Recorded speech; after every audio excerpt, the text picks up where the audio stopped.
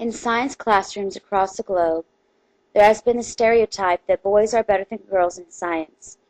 You can probably ask some of the girls in your classroom about how they feel about science, and you might just hear what I heard, that they feel inferior in science and not smart enough to compete academically with boys in science, or that mainly men are in roles involving science like engineering or doctors.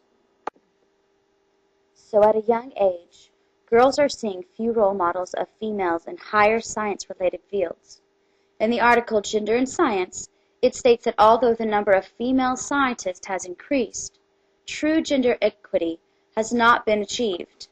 Overall, women are still underrepresented in many research fields, generally receiving lower salaries, are less likely to have full-time contracts, and have fewer opportunities to gain influential positions than their male colleagues. But why do girls feel this way? According to Lise Eliot in her article, The Myth of Pink and Blue Brains, it's not neurological. If educators hope to close gender gaps, they must abandon the notion of a male and female brain. She also states the environmental factors are important in shaping gender gaps.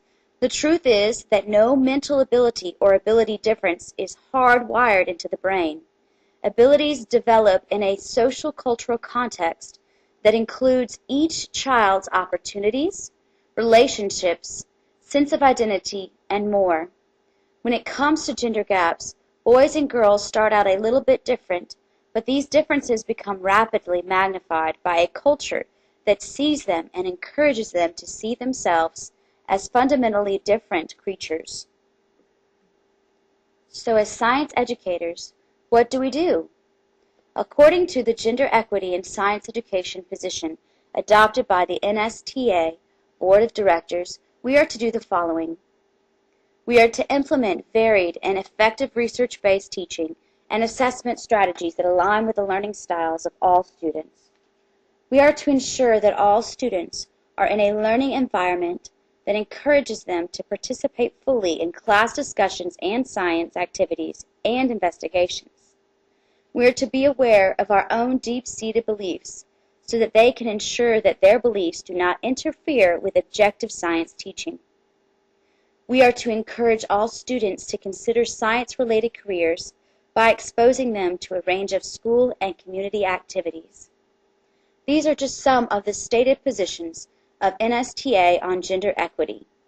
They are beautifully stated, but truthfully, how in the world are we supposed to implement these things? Where are the list of steps to put this plan in motion? Well, I didn't find any steps on NSTA, although there might be, and I just did not find them. I did happen to run across a few good ideas that might just make a big difference. Here were some suggestions by Lise Eliot in the article, The Myth of Pink and Blue Brains. We need to avoid stereotyping. It will not help our students by assigning on physical and hands-on activities only to our boys, and our writing assignments only to the girls. We also need to strengthen spatial awareness for all students. We need to get our students solving puzzles and thinking in 3D. We also need to engage boys with a word, involve them in one-on-one dialogue, wordplay, songs, and stories.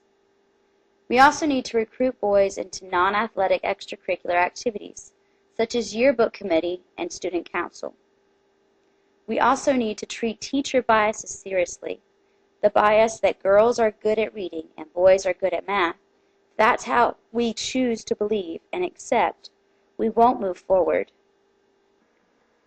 Here are some suggestions of my own to encourage female participation and help girls have a positive attitude in science.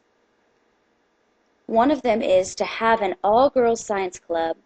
That way they won't feel dominated by the boys or have the opportunity to stick to being timid or shy. It gives them the chance to speak. Hopefully it will help motivate them to feel bold and more confident enough to participate more in class with other boys and girls in class. Also, let's bring in or show students, male and females, who have occupations in science. Having an example of both genders will help to encourage both boys and girls to realize that they all have the opportunity to have a career in science. Another big role into helping girls to be motivated to succeed in science is having a science mentor. It was stated by Laura Bonita in her article Reaching Gender Equity in Science, The Importance of Role Models and Mentors, that one of the factors that has inspired more women to pursue science careers has been having examples of successful women who have done the same. Having role models may be particularly critical in fields where there are fewer women. She also states the NRC's Committee and Change of the Gender Differences report determined that women who had a mentor did better than women without one. Therefore, I believe it is critical for girls to have science mentors to encourage their success and give them helpful ideas. Our students, our future generation, deserve to have us reach for gender equity in science. We are their role models, their guides. If we continue to mold them into believing that science is mainly for boys, we are doing them all a great disservice. It is our job as science educators to be the change we want to see in the world. We must not accept society's views as our own only because we believe it won't make a difference. Every one of our students can be influenced by us. So how will you choose to imprint on their lives? Will you choose to make a difference if it's only to one? My passion is teaching science, and I choose to reach for gender equity, to make science obtainable and fun. So I dedicate this song on the process of all scientific research and discovery to my boys and girls in science. May it motivate them to want to learn more.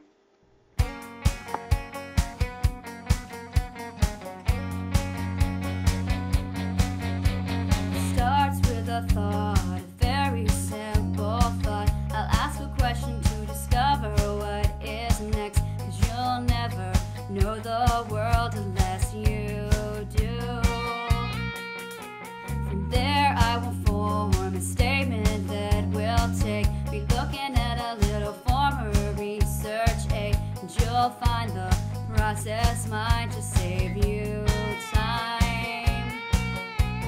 It's the research that helps us understand the mystery of life, and while we sit on bleachers dreaming about the day when we wake up and find that what we're looking for has been here the whole time. 'Cause we're the ones who figure out the universe, digging all too long, so why can't you see? Wrapping up our finale, R&D. Next we test our hypothesis. It's rather lengthy, but it can be the coolest. Laughing on a park bench, thinking to myself, hey, isn't this easy? And you've got data that could light up this research. I've seen the trials almost until it makes me hurt. You said enough, I know it better than that. A lot of trials are so we're all exact. Now I'm analyzing, making stuff into graphs. He had to help me work out all the stats. Dreaming about the day when we wake up and find that what we're looking for has been here the whole time. 'Cause we're the ones who figure out the universe, digging all the long, so why can't you see? Wrapping up our finale. So take a look, I think my brain is sort of fried, working all along, so why can't you see? Our amazing finale, R&D.